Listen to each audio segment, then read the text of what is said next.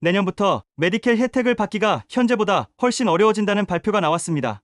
캘리포니아 보건복지부가 최근 공지한 메디케어 프로그램 변경 사항에 따르면 2026년부터 2028년까지 단계적으로 자격 요건이 까다로워지고 새로운 비용 부담이 추가됩니다.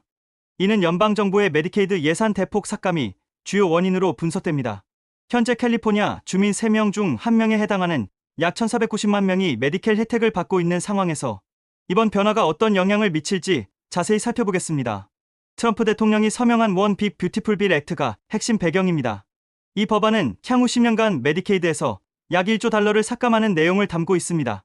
연방의회 예산처 추정에 따르면 이로 인해 전국적으로 1,050만 명이 의료보장에서 제외될 것으로 예상됩니다. 캘리포니아만 해도 284억 달러의 연방 자금을 잃게 되며 340만 명의 주민이 보장 상실 위험에 직면했습니다. 유섬 캘리포니아 주지사는 연방공화당의 이번 법안으로 캘리포니아 무보험률이 현재 6.4%에서 10% 이상으로 급증할 것이라며 강력히 반발했습니다. 캘리포니아의 메디케어 예산 1,610억 달러 중 절반 이상이 연방 자금으로 운영되고 있어 연방 삭감의 파급 효과가 클 수밖에 없는 구조입니다. 가장 큰 변화는 자산 심사 제도의 부활입니다. 2024년 일시적으로 폐지되었던 이 제도가 2026년 1월 1일부터 제도입됩니다. 65세 이상 시니어, 장애인, 요양원 거주자가 주요 대상입니다. 여기서 주의할 점은 이번 변화가 메디케어에만 해당한다는 것입니다.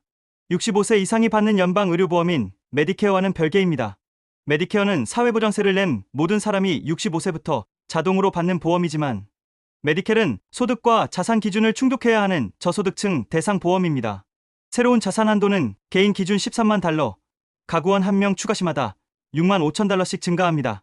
최대 10명까지 적용되며 심사 대상에는 은행 예금, 현금, 주택, 차량 등이 포함됩니다. 다만 본인이 거주하는 주택 한 채, 차량 1대, 가정용품, 적금 및 연금 계좌는 제외됩니다. 이 변화로 인해 현재 메디케어 혜택을 받고 있던 많은 시니어들이 재심사를 받아야 하며 자산 초과 시 혜택을 상실할 가능성이 있습니다.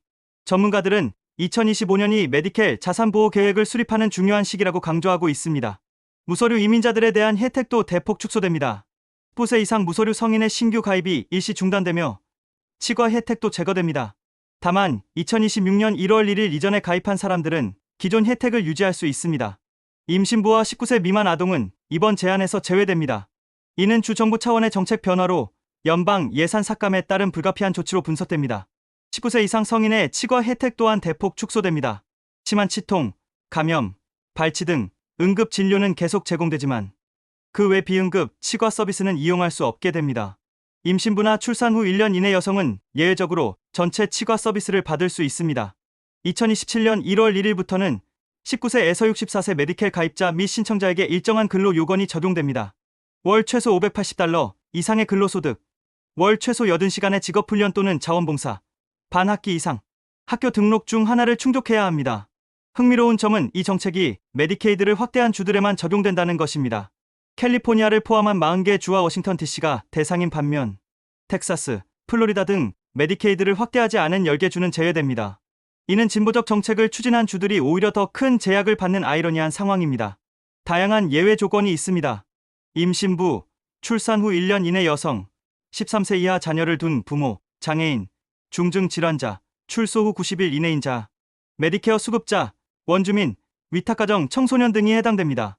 타일러 샤드위스 캘리포니아 메디케이드 담당관은 새로운 근로 요건은 불안정한 직업을 가진 사람들이나 계절, 근로자, 가족을 돌보는 사람들에게 특히 어려울 것이라고 우려를 표했습니다.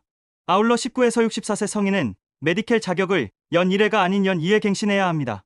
이는 서류 작업 부담을 증가시키고 행정적 사유로 인한 혜택 상실 위험을 높일 수 있다고 당국은 인정했습니다. 메디켈 신규 가입자의 이전 의료비 지원 기간도 줄어듭니다. 현재는 신청 전 최대 3개월치 의료비를 지원하지만 부양자녀가 없는 19에서 64세 가입자는 1개월로 단축됩니다. 기타 신규 가입자도 최대 2개월까지만 지원받게 됩니다. 또한 19에서 59세 무서류 성인에게는 월 30달러의 보험료가 신설됩니다. 임신부, 19세 미만 아동, 60세 이상은 예외입니다. 보험료를 미납할 경우 응급진료, 산부인과 진료, 요양원 진료 등 제한된 서비스만 받을 수 있습니다. 2028년 10월 1일부터는 더욱 본격적인 변화가 시작됩니다. 19에서 64세 가입자 중 임산부와 메디케어 수혜자를 제외하고 연소득 15,560달러 이상인 경우 전문 진료나 특정 의료 검사에 대해 본인 부담금을 지불해야 합니다. 다만 본인 부담금은 연간 가구 소득의 5%를 초과하지 않도록 제한됩니다. 응급진료, 산부인과 진료, 정기검진, 출산 전 진료, 정신건강 및 중독 치료 등은 면제됩니다. 이는 연방 차원의 정책 변화로 메디케이드의 코페이먼트 시스템을 본격 도입하는 것으로 해석됩니다. 이번 변화는 개별 환자뿐만 아니라 의료 시스템 전체에도 큰 영향을 미칠 것으로 예상됩니다. 보험을 잃은 환자들이 응급실을 더 많이 이용하게 되면서 병원의 무보상 의료비가 급증할 가능성이 높습니다. 특히 지역별로 영향의 차이가 클 것으로 예상됩니다. 로스앤젤레스 카운티는 메디켈 수급자가 240만 명으로 전체 인구의 24%에 해당합니다. 반면 샌프란시스코 베이 에어리어는 상대적으로 고소득층 비중이 높아 직접적 영향이 적을 것으로 보입니다. 시골 지역과 지역사회 병원들이 특히 큰 타격을 받을 것으로 우려됩니다. 현재 시골 병원의 44%가 적자 운영 중이며 300개 이상의 시골 병원이 폐쇄의 위험에 처해 있습니다.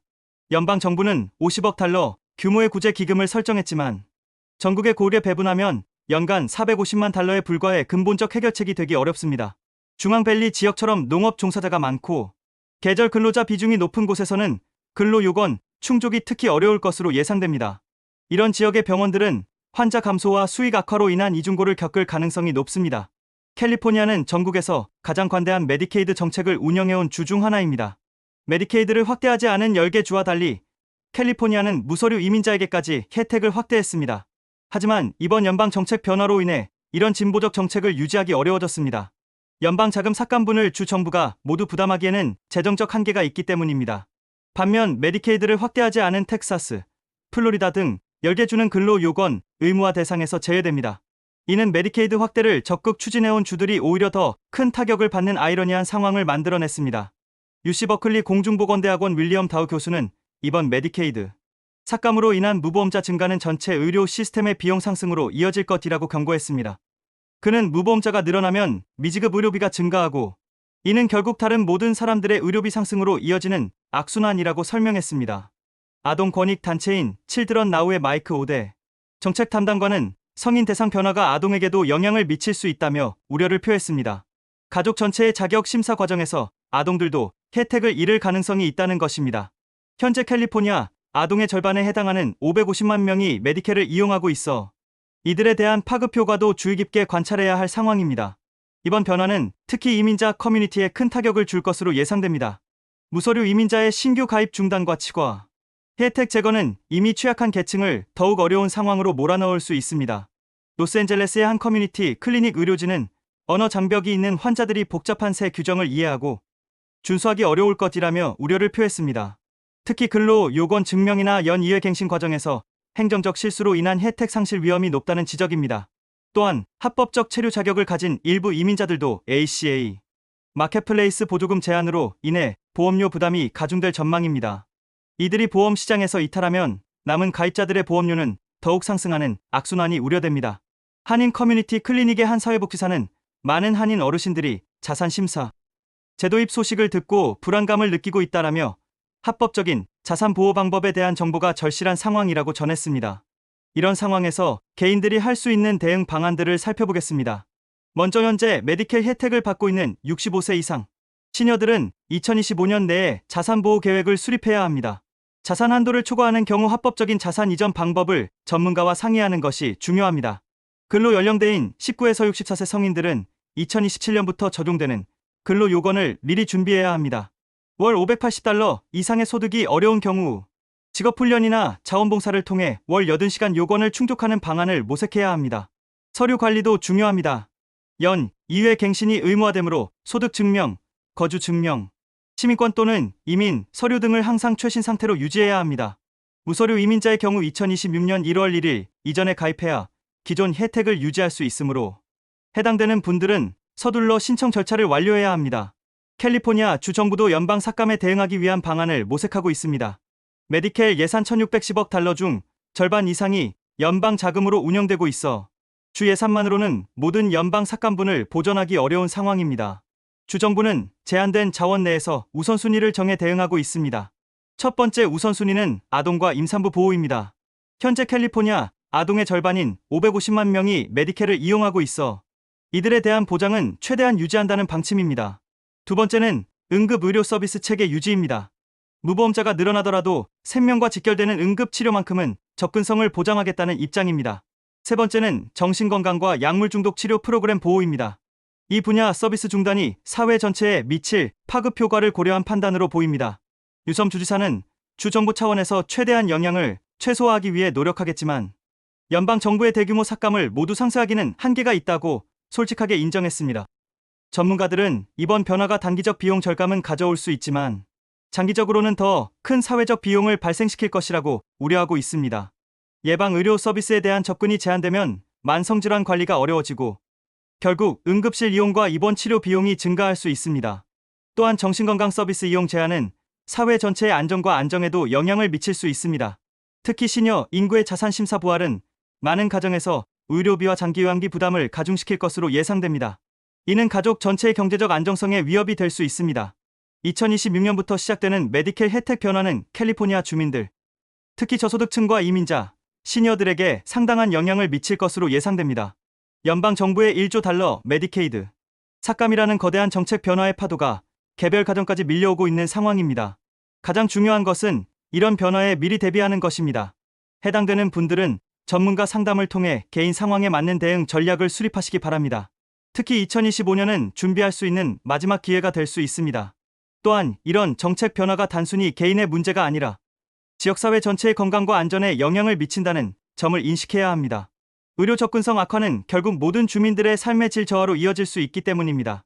앞으로 몇 년간 이어질 이런 변화들을 지켜보면서 개인적 대비와 함께 지역사회 차원의 대응도 필요할 것으로 보입니다. 어려운 시기이지만 정확한 정보를 바탕으로 한 현명한 준비가 그 어느 때보다 중요한 상황입니다. 실시간으로 제보와 사연을 받습니다. 여러분의 생각과 의견을 자유롭게 댓글로 남겨주세요. 구독과 좋아요는 채널 운영에 큰 힘이 됩니다.